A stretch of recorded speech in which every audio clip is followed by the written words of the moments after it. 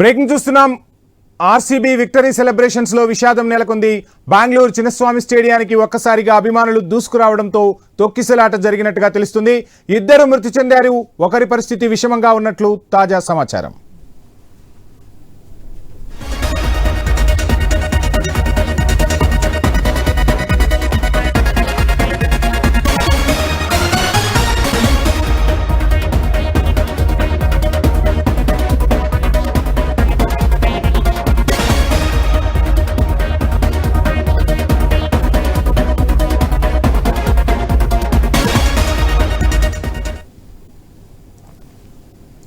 RCB victory celebrations లో విషాదం చోటు చేసుకుంది. బెంగళూరు చిన్నస్వామి స్టేడియానికి ఒక్కసారిగా అభిమానులు దూసుకురావడంతో తొక్కిసలాట చోటు చేసుకుంది. ఇద్దరు మృతి చెందగా ఒకరి పరిస్థితి విషమంగా ఉన్నట్లు తెలుస్తోంది.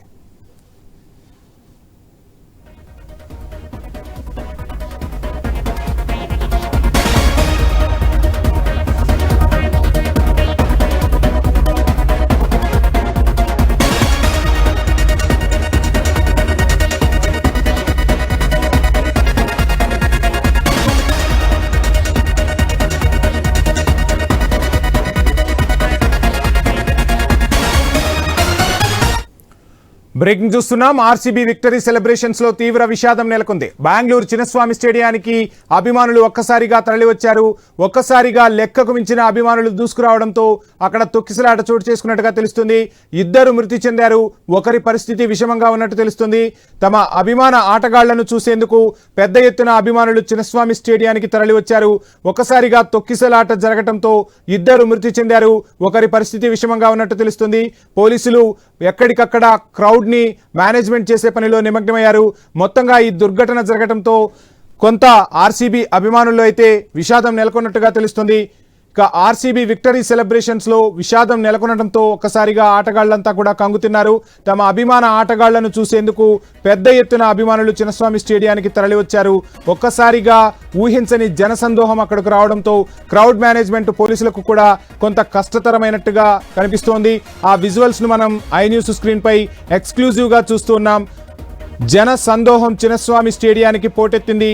మొత్తంగా ఇదే అంశానికి సంబంధించి డీటెయిల్స్ అందించేందుకు మా ప్రతినిధి ఏవై స్వామి జాయిన్ అవుతున్నారు. స్వామి, చూస్తున్నాం ఆర్సీబీ విక్టరీ సెలబ్రేషన్స్ లో తీవ్ర విషాదం నెలకొన్నట్టుగా తెలుస్తుంది. తాజా అప్డేట్స్ ఏంటి స్వామి?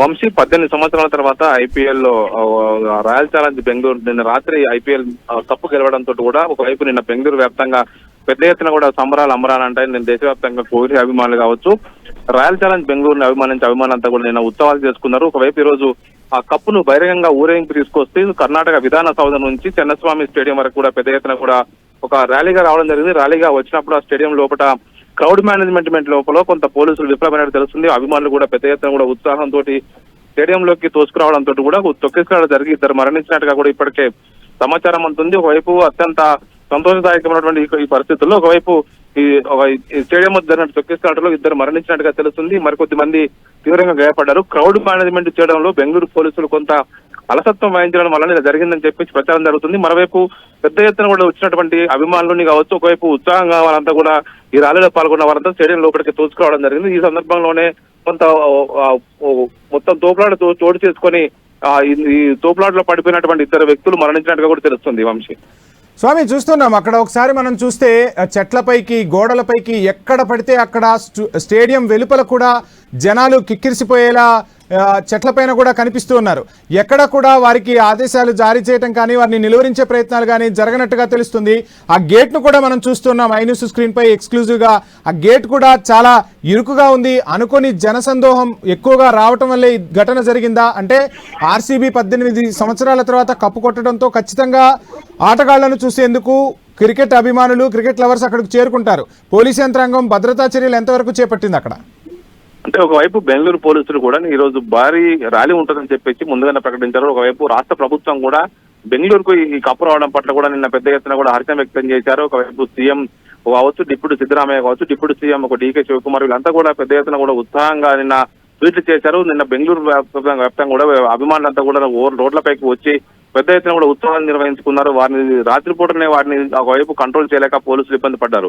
కానీ ఈ రోజు ఒకవైపు బహిరంగంగా ఒక ఓపెన్ టాప్ జీప్ మీద ఒకవైపు ప్లేయర్స్ అంతా కూడా విధాన సౌధ నుండి ఒక చిన్నస్వామి స్టేడియం వరకు కూడా అక్కడికి వస్తారని చెప్పి తెలుసు. అందుకోసం పెద్ద ఎత్తున కూడా భారీ బందోబస్తు కల్పించాల్సి, దానికి తోడు మరోవైపు అభిమానులంతా కూడా పోటెత్తడం, చిన్న చిన్న గేట్లు ఉండడం, ఒకవైపు దానికి సంబంధించినటువంటి లోపలికి వెళ్ళేటువంటి యాక్సెస్ పాయింట్లు కూడా జాగ్రత్తగా దాన్ని మేనేజ్ చేసుకోవాల్సిన పరిస్థితుల్లో చేసుకోలేకపోయారు. దీంతో అటు తొక్కిసలాటకు దారితీసింది.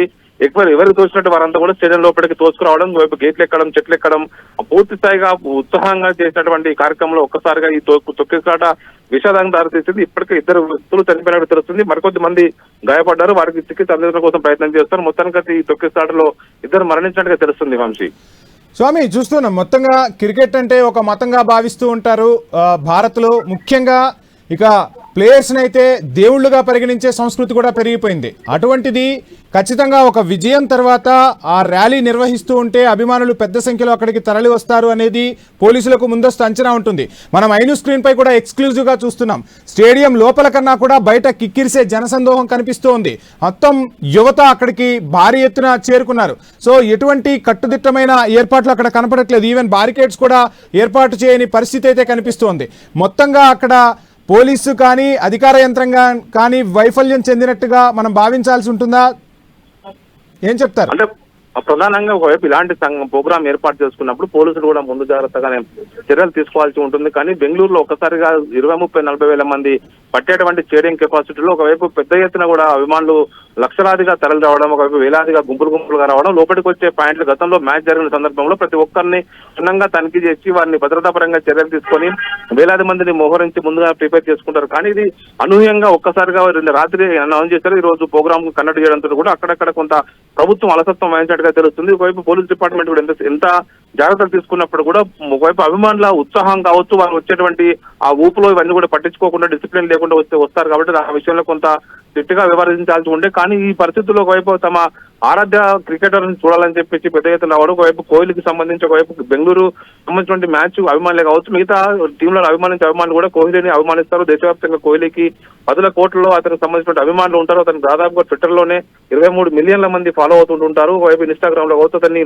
కోహ్లీకి దేశంలో ఒకవైపు సచిన్ టెండూల్కర్ కావచ్చు, ధోని తర్వాత అత్యంత ఫాలోయింగ్ ఉన్నటువంటి ఒక క్రీడాకారునిగా గుర్తింపు ఉంది.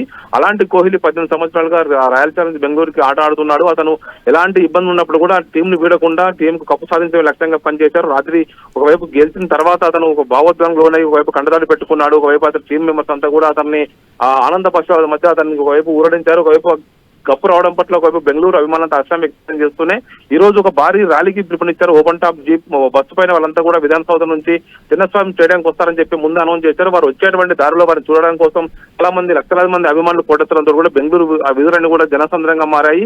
చిన్నస్వామి స్టేడియంలో ఏర్పాటు చేసిన ప్రోగ్రామ్ సంబంధించి ఒక్కసారిగా వాళ్ళంతా కూడా తోసుకురావడంతో కూడా తొక్కిసలాటకు దారితీసింది. దీంతో 2 చనిపోయారు, మరికొద్ది మంది గాయపడ్డట్టు తెలుస్తుంది. దీంతో పోలీసులు వెంటనే దిద్దుబాటు చర్యలు చేపట్టి వారిని పరిస్థితిని క్రౌడ్ కొంత పుల్లింగ్ చేయడంలో కొంత ఇబ్బంది పడ్డట్టుగా మనకు స్పష్టంగా అర్థమవుతుంది. విజువల్స్ కూడా మనకు అదే స్పష్టంగా తెలుస్తున్నాయి. చాలా మంది అభిమానులు చెట్ల మీద, ఒకవైపు గేట్ల మీద పనించి దుంకి లోపలికి వెళ్ళడం కోసం ప్రయత్నం చేశారు. ఆ ప్రయత్నంలోనే ఇలాంటి అత్యుత్సాహంగా కొద్ది మంది చేస్తున్నటువంటి ప్రయత్నంతో మిగతా వాళ్ళని ఇబ్బంది పడి పలువురి మరణానికి దారితీసింది. వంశీ, చూస్తున్నాం స్క్రీన్ పై మనము ఆ యువత ముఖ్యంగా ఒకరిపై ఒకరు దూసుకుంటూ లోపలికి వెళ్లే ప్రయత్నమే చేస్తున్నారు. అంటే అక్కడ ఎక్కడా కూడా వారిని మేనేజ్ చేసే వ్యవస్థ అనేది ఎక్కడా కూడా కనిపించట్లేదు. ఒకరిపై ఒకరు తొక్కుకుంటూ ఈవెన్ చెట్లపై నుంచి కూడా స్టేడియంలోకి వెళ్లేలా ప్రయత్నాలు చేస్తున్నారు. మనం ఐన్యూస్ స్క్రీన్ పై ఎక్స్క్లూజివ్గా మనం విజువల్స్ లో చూస్తున్నాం. ఆ విజువల్స్ లో ఎక్కడా కూడా మనకు ఒక్క పోలీసు కూడా కనపడట్లేదు. At the same time security వ్యవస్థ కూడా ఎక్కడా కనపడట్లేదు. ఇంత పెద్ద ర్యాలీ నిర్వహిస్తూ ఉన్నారు. అది ఓపెన్ టాప్ జీప్ లో క్రీడాకారులు వస్తూ ఉంటే ఖచ్చితంగా ఆ క్రీడాకారులను చూసేందుకు అభిమానులు పెద్ద ఎత్తున తరలి వస్తారు. ఇది పూర్తిగా ఆ శాఖల సమన్వయ లోపం కొట్టొచ్చినట్టుగా కనిపిస్తోంది. సో మొత్తంగా దీనికి బాధ్యత ఎవరు వహించాలంటారు? పరిస్థితి చూస్తూ ఉంటే మొత్తంగా ఇంకా అక్కడ క్రౌడ్ ఇంకా కూడా ఇప్పటికీ కూడా క్రౌడ్ ఇంకా పెరుగుతూనే ఉంది. వారిని నిలువరించే ప్రయత్నాలు మాత్రం ఎక్కడా జరగట్లేదు. ఈవెన్ అనౌన్స్మెంట్లు కూడా ఎక్కడా లేని పరిస్థితి.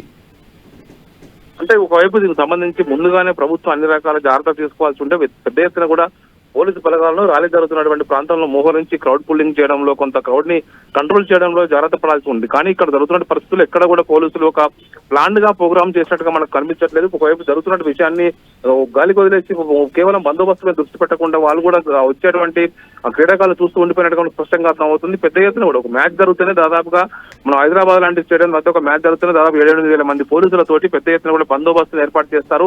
అలాంటిది ఇంత పెద్ద మ్యాచ్ సంబంధించి ఒకవైపు సెలబ్రేషన్ జరుగుతుంది, కప్పు గెలిచింది, వారికి సన్మాన కార్యక్రమం ఉంటుంది. వారందరూ కూడా బెంగళూరు పురవీధుల్లో ఒకవైపు ఓపెన్ టాప్ బస్సులో తిరుగుతూ వస్తారు కాబట్టి దాని విషయంలో మరింత పోలీసులు బందోబస్తు చర్యలు తీసుకోవాల్సి ఉండే అని చెప్పి అంత అనుకుంటున్నారు. ఒకవైపు దీనికి సంబంధించిన విషయంలో ఆ పెద్ద ఎత్తున కూడా లక్షల మంది తరలి వచ్చే విషయంలో మరింత జాగ్రత్తగా ఉండాల్సి ఉంటుంది. ఒకవైపు బెంగళూరు లాంటి టౌన్ లో పెద్ద ఎత్తున కూడా ట్రాఫిక్ జామ్స్ ఏర్పడతాయి. చిన్న చిన్న విషయానికి గంటల తరబడి జనం రోడ్లపై నిలిచిపోతుంటారు.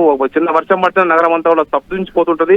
అలాంటిది ఇప్పుడు లక్షల మంది అభిమానులు తమ అభిమాన ఆరాధ్య క్రికెటర్స్ ని చూడడం కోసం రావడంతో కూడా రోడ్లను కూడా జనసంద్రంగా అయ్యాయి. వారికి ఏర్పాటు చేసినటువంటి ఈ సన్మాన కార్యక్రమం జరిగేటువంటి ఈ చిన్నస్వామి స్టేడియంకి అంతా తరలి రావడంతో కూడా చిన్నస్వామి స్టేడియం పరిసర ప్రాంతాలన్నీ కూడా ఒక్కసారిగా లక్షల మంది అభిమానులతో పోటెత్తాయి. మొత్తం ఆర్సీబీ అభిమానులంతా కూడా అక్కడికి తరలి వచ్చారు.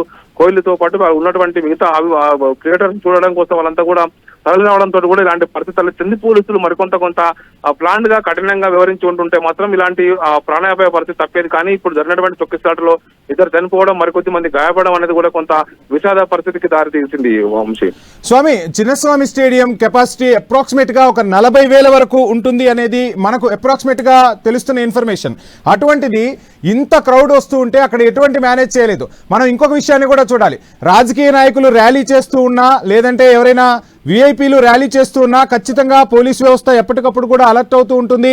దానికి సంబంధించి వాళ్ళు ఆ రూట్ మ్యాప్ కూడా క్లియర్గా చేస్తూ ఉంటారు. కానీ ఇక్కడ ఎటువంటి రూట్ మ్యాప్ కూడా క్లియర్గా కనిపించట్లేదు. పోలీసు వ్యవస్థ కూడా ఎక్కడా కనపడట్లేదు. పోలీసు వ్యవస్థ మొత్తం కూడా క్రీడాకారులకు సెక్యూరిటీ ఇచ్చే దగ్గరే నిమగ్నమైంది. కానీ స్టేడియానికి తరలి వచ్చే అభిమానుల విషయంలో ఎక్కడా కూడా ఆంక్షలు లేవు. ఈవెన్ బారికేడ్స్ కూడా లేకపోవటం వల్లే ఈ ఘటన జరిగిందా? 40,000 మంది ఉన్న కెపాసిటీ ఉన్న స్టేడియానికి లక్షల్లో జనం వచ్చినప్పుడు ఖచ్చితంగా తొక్కిసలాట జరుగుతుంది. దీనికి సంబంధించి అసలు ఏమైనా ముందస్తు ప్లానింగ్ ఏమైనా చేశారనుకోవచ్చా? ఎలా చూడాలంటారు?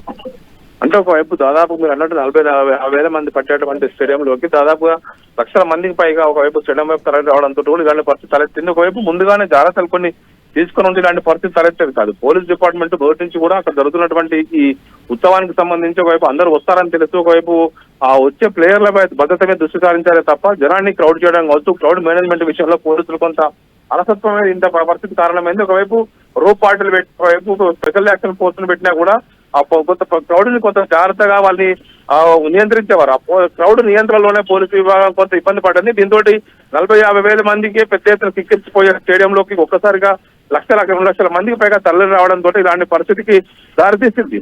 ఈ మొత్తం క్రౌడ్ మేనేజ్మెంట్ లో ఇటు బెంగళూరులో ఉన్నటువంటి పోలీస్ శాఖ కావచ్చు, మాకు ప్రభుత్వం కూడా దాన్ని ఒక ప్లాన్ గా చేసుకున్న కార్యక్రమాన్ని జాగ్రత్తగా నిర్వహిస్తే ఇలాంటి పరిస్థితి వచ్చేది కాదు.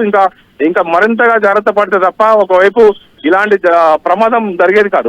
ప్రస్తుతానికైతే ఇప్పుడున్న పరిస్థితుల్లో అక్కడ పెద్ద ఎత్తున క్రౌడ్ ఇంకా వస్తూనే ఉన్నారు. వాళ్ళంతా కూడా లోపలికి ఉత్సాహంగా తమ ఆరాధ్య క్రికెటర్స్ చూడడం కోసం తరలి వస్తున్నారు. దీంతో పరిస్థితి అంతా కూడా చేదాటిపోయి ఈ తొక్కిసలాటకు దారితీసింది. వంశీ, అక్కడ స్పృహ తప్పి పడిపోయిన వాళ్ళ పరిస్థితిని కూడా మనం స్క్రీన్ పై చూస్తున్నాం. ఎక్కడికక్కడ ఎవరు చూస్తున్నారే కానీ ఒకరికొకరు సహాయం చేసుకునే పరిస్థితులు లేవు. పోలీస్ యంత్రాంగం కూడా చాలా నామమాత్రంగా ఉంది అక్కడ మనం స్క్రీన్ పై చూస్తూ ఉంటే. అంటే క్రౌడ్కి సంబంధించి పోలీసులను నియమించడంలో, ఎక్కడికక్కడ పోలీసులను సెట్ చేయటంలో వ్యవస్థ లోపం అనేది స్పష్టంగా కనిపిస్తుంది. ఎందుకని ఇలా అంటే 40,000 మంది పట్టే స్టేడియానికి లక్షల్లో జనం తరలి వస్తారు అన్నప్పుడు ఖచ్చితంగా ప్లాన్ ఏ, ప్లాన్ బి అంటూ రెండూ ఉండాలి.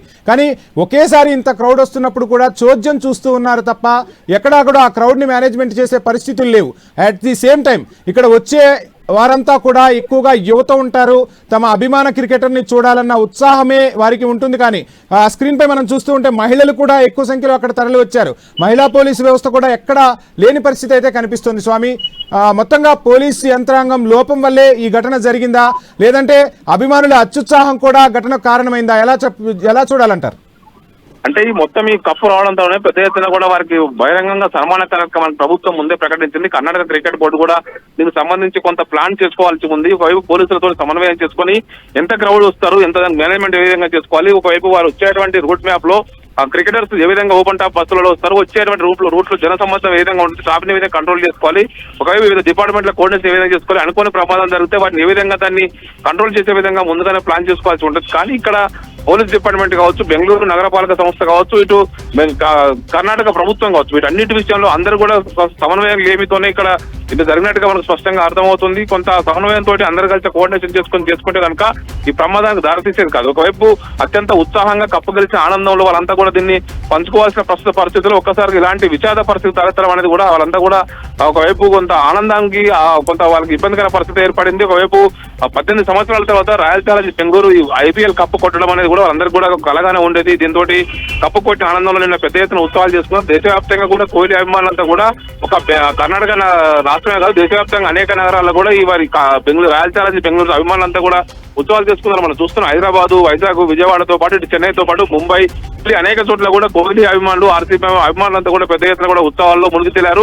ఈ రోజు వారికి సంబంధించిన విషయంలో కర్ణాటకలో కొంత బెంగళూరు నగరంలో వాళ్ళు విధానసౌధ నుంచి చిన్నస్వామి స్టేడియంకు ఓపెన్ టాప్ బస్సులు వస్తారు కాబట్టి వాళ్ళు చూడడానికి తిరగబడ్డారు. దీనికి సంబంధించి ఒక్కసారిగా జనం రావడంతో కూడా ఈ పరిస్థితి అదుపు తప్పి ఇలాంటి తొక్కుసాడు దారితీసినట్టు మనకు అర్థమవుతుంది. వంశీ, స్వామి, మీరు చెప్పినట్టుగా మనం చూస్తున్నాం ఈ మధ్య ప్రధానమంత్రి ర్యాలీలు కావచ్చు, రాజకీయ పార్టీల నాయకులు ర్యాలీలు కావచ్చు, రోడ్ షోలు జరుగుతున్నాయి. ఈ రోడ్ షోలు జరిగేటప్పుడు రోడ్డుకు అటువైపు ఇటువైపు అభిమానులు కావచ్చు, కార్యకర్తలు కావచ్చు, వాళ్ళందరినీ అక్కడే ఉంచుతారు, అక్కడే నిలువరించే ప్రయత్నం చేస్తారు.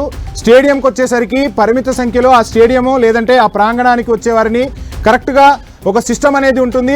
ఆ సిస్టంలోనే ఆ మీటింగ్స్ అనేవి జరుగుతుంటాయి. ఇక్కడ అది కొట్టొచ్చినట్టుగా క్లియర్ కట్గా అర్థమవుతుంది. ఆ వ్యవస్థ అనేది ఎక్కడా లేదు. అంటే రాజకీయ నాయకులకు సంబంధించి లేదంటే ప్రముఖులకు సంబంధించి వివిఐపి భద్రతలు వాళ్ళ రోడ్ షోలు నిర్వహించడానికి వ్యవస్థలన్నీ సక్రమంగా పనిచేస్తున్నాయి. కానీ సామాన్య పౌరులకు సంబంధించి వ్యవస్థలు అనేవి సరిగా పనిచేయట్లేదు అనేది ఈ ఘటనతో మరోసారి బయటపడినట్టుగా కూడా చాలా మంది నుంచి వినిపిస్తున్నమాట. ఎలా చూడాలంటారు?